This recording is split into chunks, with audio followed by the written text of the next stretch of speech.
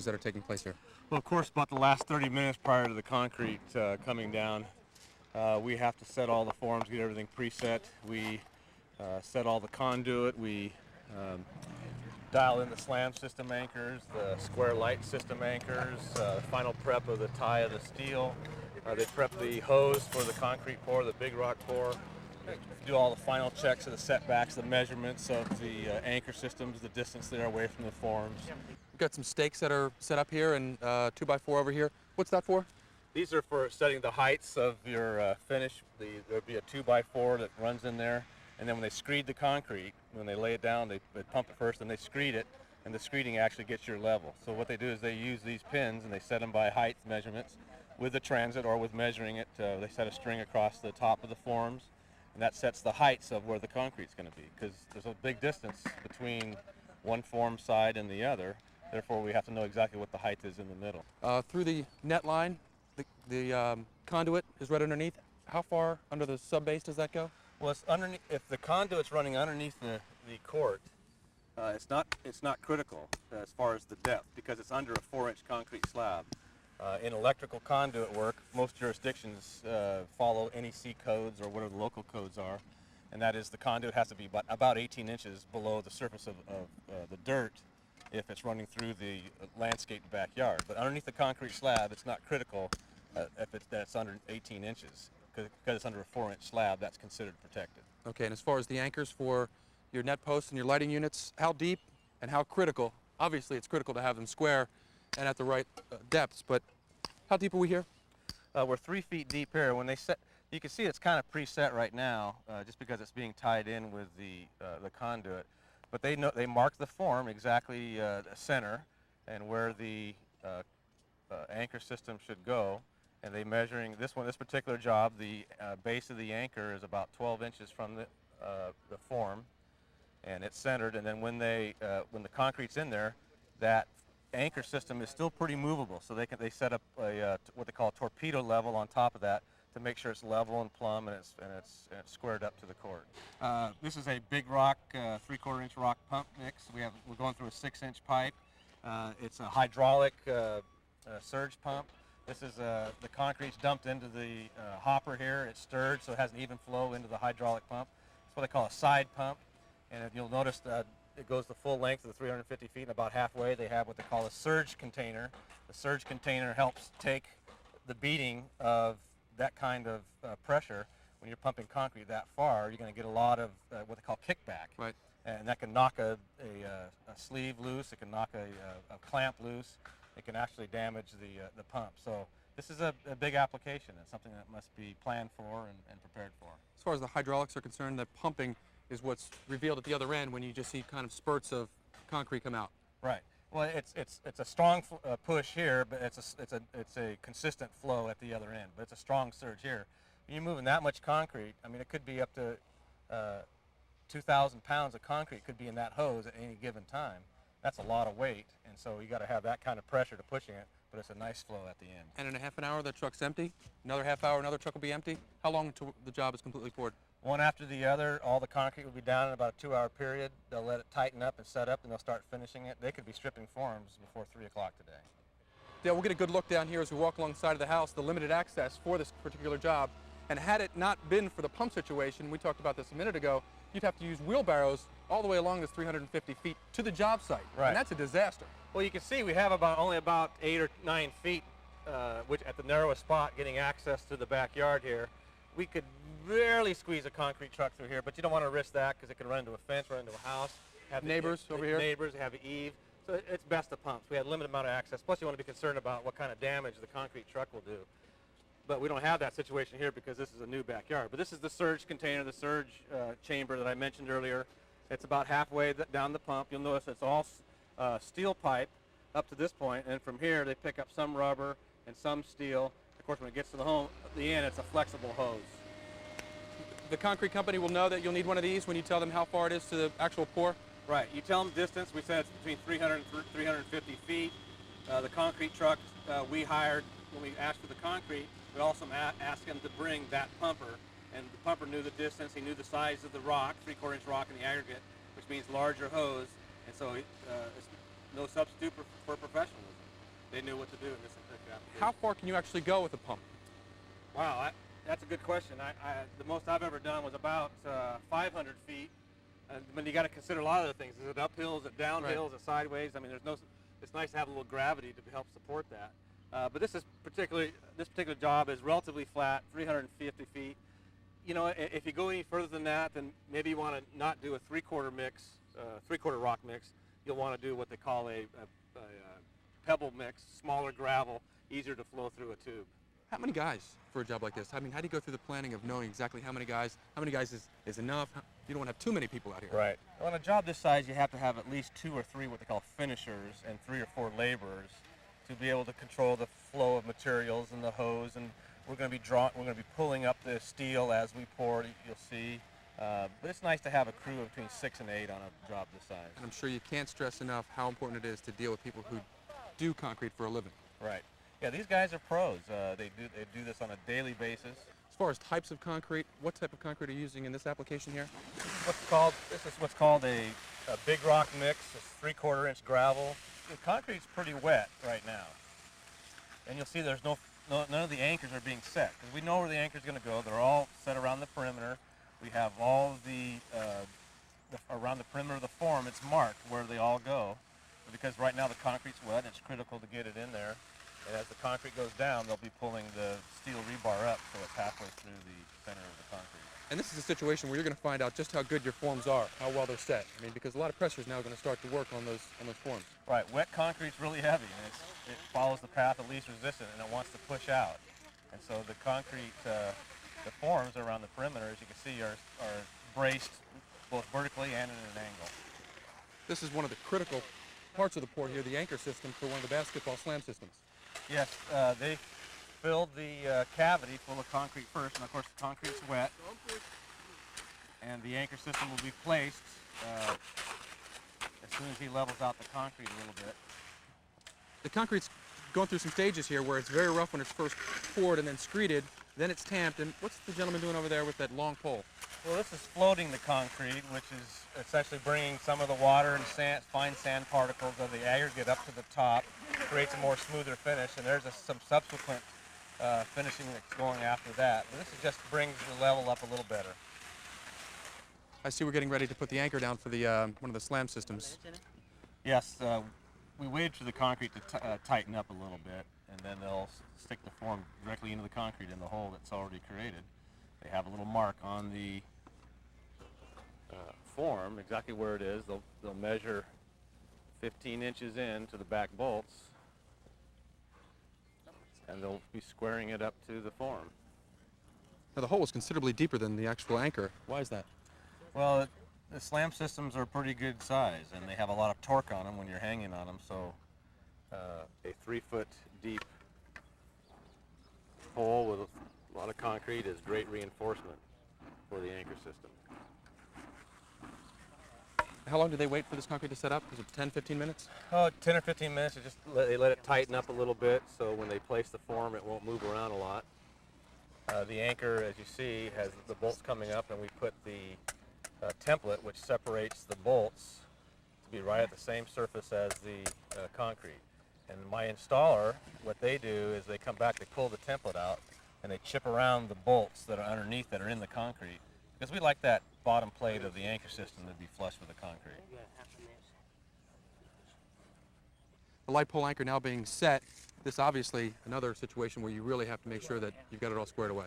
The light pole anchor is probably the most critical as far as its set back and plumb, because although we're at the ground level when the light pole is 17 feet in the air, if we're a fraction of an inch off, even a 32nd or a 16th of an inch off out of plumb here, it's going to be 2 or 3 inches out of plumb, 17 feet up in the air.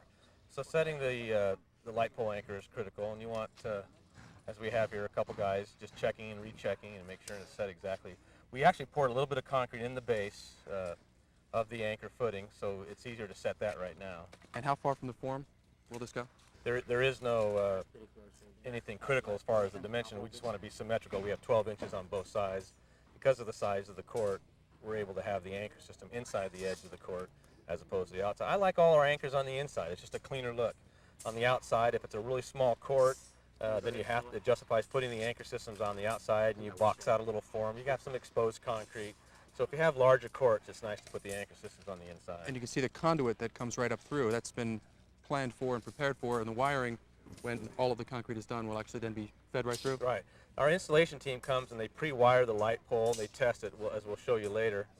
And then the electrician comes back and he'll pull all the wire. Right now the conduit doesn't have any wire in it, but that's up to the electrician to pull the wire after when he installs the power. And I see you've got red duct tape around the part of this that will be exposed. Right. It's a powder-coated finish on the anchor, and you like to do all you can to prevent the messy cleanup later. Now the ball containment support post will go how deep into the hole here? We like to have it about 12 inches deep and a 12-inch footing. Remember, too, we're pouring that footing at the same time with the balance of the slab, so that's all reinforces it. You'll also notice that when they set the forms and they measured for the placement of the support post, they put a pencil mark, but they also come behind and put a nail mark. And the reason for that is stick the nail in and bend it over. Is because after they screed the concrete, there's a pretty good chance that concrete covers up the form, and it's hard to find out where that pencil mark is. So the nail is just an assistance after the concrete has been screeded, so you can find out where the mark is. And we like the support post to be about 2 inches from the edge of the support post to the form to give it more reinforcement. So when they're playing on the court and they put pressure on the fence, it doesn't kick that section of concrete out. When we place the support post in there, you'll notice there's still a little play because the concrete's still setting up. So they plumb it now, and as the concrete sets up more, they'll come back and recheck. They'll put a torpedo level on all four sides to verify that it's plumb. Now I see on the far end of the court, there's one right in the very middle. Here, you've got the post kind of straddling the net line. Why is that? This particular application, we wanted to be able to have access to this side. If a case of a ball goes over the off the court, off this side. So this will be an opening? This is just an opening. Okay. And the lengths that would be used for the ball containment? The perfect distance is 10 feet 3 inches, and that Why gives is that? That seems kind of odd. Well, it's the horizontal bars for the installation of the components is exactly 10 feet, and you have a play of about 2.5 inches between around the pole. So when you set your support post at 10 feet 3 inches, that creates a situation where the installer doesn't have to cut the horizontals. Extra work for him. He likes to avoid if he has to. Here we have a different type of sleeve. What's this one for? Oh, this is the anchor sleeve for the tennis practice rebounder. The rebounders come in two sizes, 10 by 10 and 10 by 20. The 10 by 20, which is the application here, has 3 sleeves that we will be setting. This one's a little different. You'll notice that there's tape on the bottom. What that does is prevents concrete from coming up through the bottom of the sleeve. This is the only anchor that we use, what's termed as an innie as opposed to an outie, where the rebounder slides inside the edge. It'll be finished approximately 3/4 of an inch above the form There's your nail. for placement of the rebounder. And you'll see again we have a mark for a pencil for the measurement, and then a nail to reinforce that mark when there's concrete all over it. This will also be placed approximately 2 inches inside the edge of the form because this rebounder is going to be in line, and it'll be tying in some 10-foot ball containment fencing on the other side, so the rebounder and the ball containment is all on the same line. We also need, of course, for setting the anchor systems for the rebounder, the concrete crews use what they call a torpedo level. It's magnetic on one side, so when we do it for the ball containment, we can set the torpedo level on the outside to check for plumb.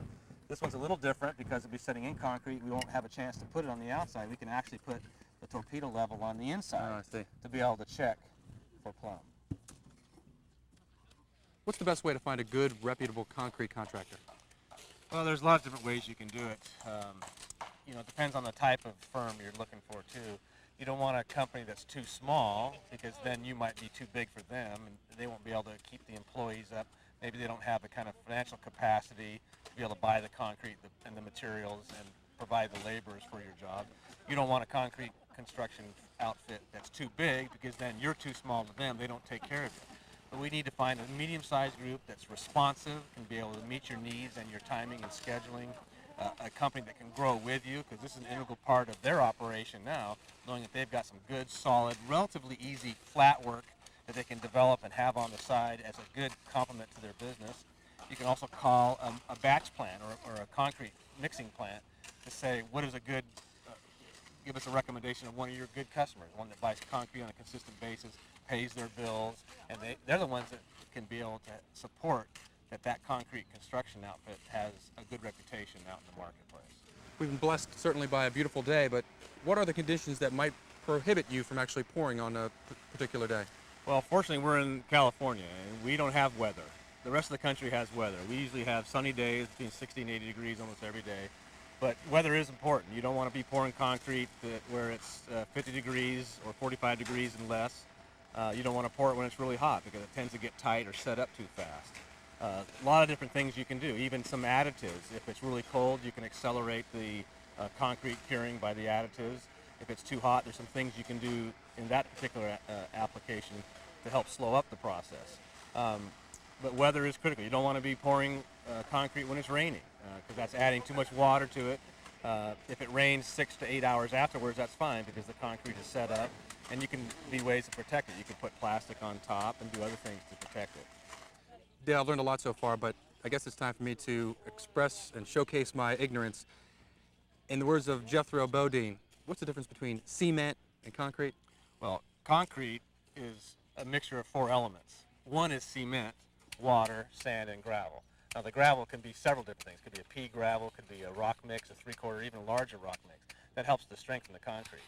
Now, PSI, which we try to reach at 3,000 on a normal installation across the country, is a mixture of those 4 things. The higher the cement, as you call it, we can increase the PSI up to 3,000. We don't want to get to 5,000 and 6,000 or even higher when you see installations like bridge overpasses and that sort of thing where the PSI mix has to be very high.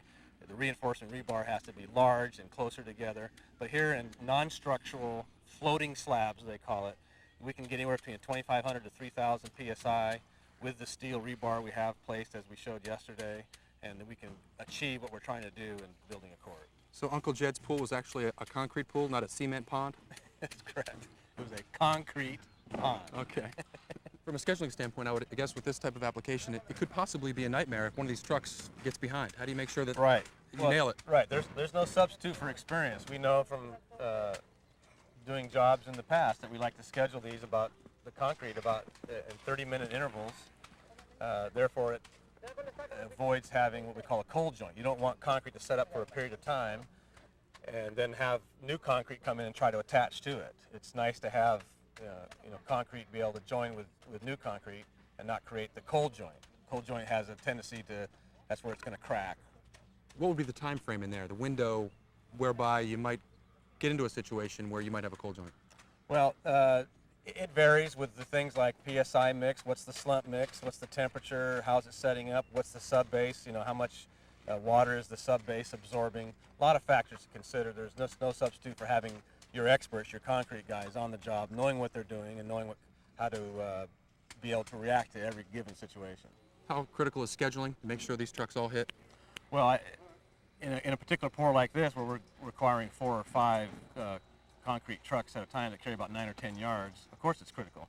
We schedule them at 30-minute intervals because we know that's how long it takes us to place the concrete out of one truck. And to keep them one right after the other, you're trying to avoid what they call cold joints, where it's a concrete pour that's set up for a period of time trying to join with new concrete. I've heard you talk about a broom finish. What's that all about? Well, our tile has a tendency to expand and contract with temperature variations. So we like to have a rough finish on there so when you're playing on the tile it doesn't shift too much, but the tile actually does have some sort of movement. It's a standard what they call medium broom finish, which is about like a sidewalk finish. Right. As opposed to a garage finish, which is really smooth. And at what point will that be done?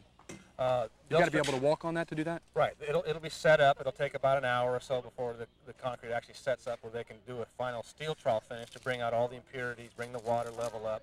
Then they'll put a broom finish and then wait for a period of time. And then they'll cure the finally finish by putting plastic, or you can do some sort of curing compound. And today we'll put plastic on it. Down the middle here you'll see what we call a control joint. That was done when it was wet. There's other ways you can do it. Some people put expansion material in it. Some people wait and do a saw cut after the concrete sets up for a day or so. But a control joint while it's wet was done just about an hour ago. And the reason for that? Well, it's more out of habit than really is necessitates for the sport court installations, because there's three truths in the world. Pope's Catholic, water runs downhill, concrete cracks. And the purpose of a control joint essentially is making that portion of where it is, makes that concrete weaker. So when the concrete does crack, it'll crack in a straight line. Now, there's still a chance you might have some other hairline cracks around the perimeter of the court, but because of our sport court material, our surface, you'll never see it. You'll not even see this half-inch control joint that's here. And this was done strategically at the net line, right? That's commonplace, purely out of habit, because a tennis court, when you pour a full-size tennis court with 7,200 square feet, well, this is only 2,500 square feet, a tennis court is down the middle, and that's usually because a tennis court is two separate pours.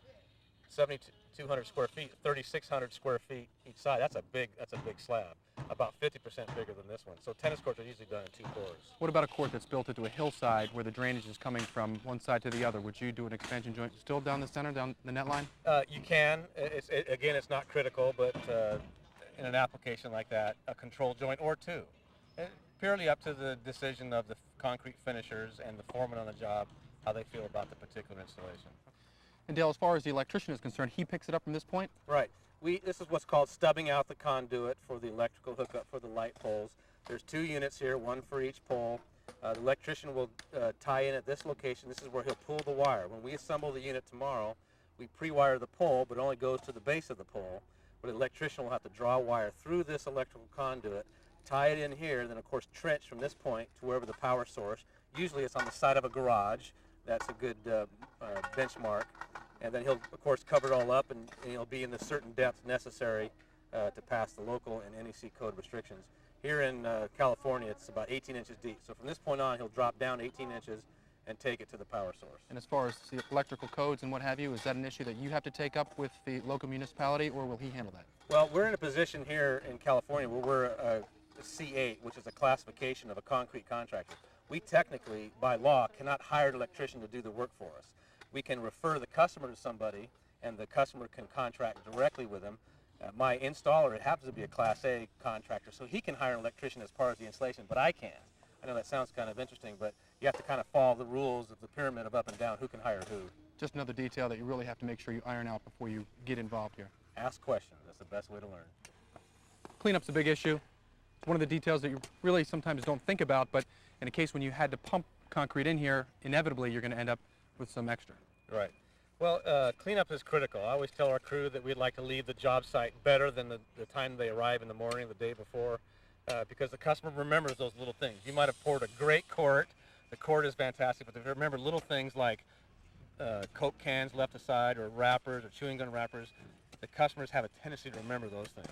Here, obviously, with a 350-foot distance between where the pump is and where the quart is, you're going to have what they call a lot of washout, or concrete that's left in the hose. So the pumper comes here and dumps all this excess concrete, about a half a yard for this particular installation.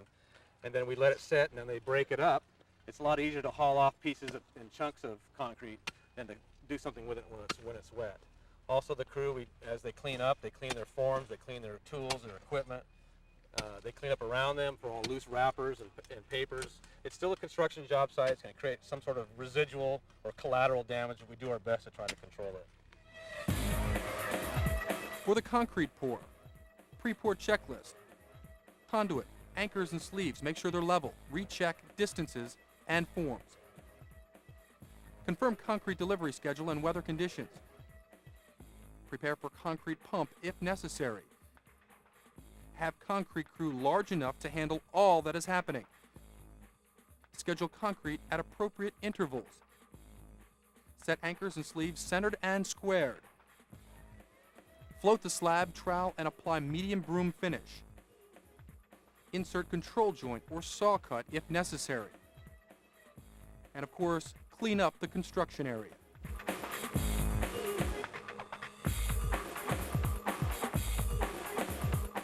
Day 3 now on the job site. We're getting pretty close to completion here, aren't we? Well, we're just getting ready to start the components. So all the material from sport court's all been laid out. We're ready to start assembling. We have a crew of 4 led by Dave, who has been our installer, our lead installer for about almost 6 years now. And he's a craftsman. He's a cabinet maker by trade. He's a licensed contractor, so he's able to put out any fire or anything minor thing that might come up that would cause a delay of the project. Okay, let's talk about the anchor over here. Now we yank the template off. What he's doing now, he chipped around the base of the leveling bolts, the leveling nuts.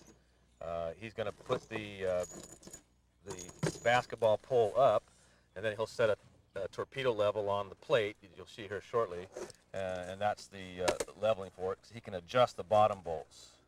I see that he has painted some of the washers that will go on top of the actual slam system when that's put on. So It's just a nice little feature that we add when you paint the big washer. That fits on top of the base plate of the slam systems. The galvanized washers seem to stick out a little bit. When you paint them black, it matches the black powder-coated finish on our black systems. How long will this process? Just one going up take? One hoop takes about, it depends on the level of experience. I think Dave and his crew could probably put one together in about 45, 50 minutes. Somebody new might take an hour and a half, 2 hours. As you see here, we have a plethora of bolts and nuts and washers and nylon washers and extensions and sleeves, everything's to assemble the slam system. Now, Dale, the basketball pole is ready to go up? Yeah, they line up the bolts, they walk it up. And it's important at this point not to let the base plate slide down on the Strip the threads, strip right? the threads on the bolt. So that's why they walk it up, and they wait to set it down when the pole is more vertical. And now what he'll do is, once the pole is in place, he'll adjust the bottom nuts, and that's why they call them leveling nuts. They're actually leveling the base plate, so the pole is perfectly plumb. And he can still adjust it at some point from underneath? Right. And I see the court surface, it's about an inch or so, about an inch. Right. That'll allow When we put the surface down, the surface will slide slightly underneath the base plate, so it has a nice clean look. If we set the plate any lower, we can actually trim the surface so it butts right up against the basketball pole plate. But you'd like the surface to be able to go under because of the fact that it's going to breathe, it's going to expand and contract, right? There's some slight expansion and contraction in the surface system, so when you have the flexibility of having it slide underneath that plate, it creates a cleaner look. I see how that looks very good. Well, we like clean Nice looks, detail. clean details, professional look. When we find that 2/3 of our business comes from referrals, it's because our end product looks really nice, plays really nice, it performs like it's supposed to. One of the things that we didn't touch on earlier, back east, situations with trees, tree excavation. What normally is the proper protocol when you have a stump to remove in order to put a court in? Well, and in the concrete applications, you don't want anything that's going to create a potential void or a sinkhole. A lot of times, large root balls, over time, if the tree is cut off, the root ball will decompose and create a sinkhole. That creates a weakness underneath the slab. Some of the smaller root balls or smaller limbs or smaller roots, not that big of a problem, because when those decompose, we have a reinforced concrete base that'll span over that. But in the construction industry, it's standard protocol to be able to put a concrete slab on virgin compacted dirt and not have any loose material like that, like tree roots or maybe someone piled up or try to bury some leaves or something like that. You like to have it on solid compacted dirt. How cost prohibitive is tree removal for some customers? Well, it varies, and it varies primarily because of the size of the tree and the type of tree it is. Some of a lot of the trees that are on the east coast could be pines. Those are a lot easier to remove. It's a softer wood. The root balls aren't as big, but you get some of the hardwood trees, the oaks and things like that. The root balls are really big. They have to be grinded out or removed. Sometimes they use backhoes to remove them, but we have to get rid of those. Those have to go. Now, tree removal and stump removal could be anywhere from $300 to $700 or $800 per tree, depending on the size of the tree. A lot of elements that go into the basketball unit. I see right now he's putting some sort of lubricant on, what is that called? Well, it's called axle grease.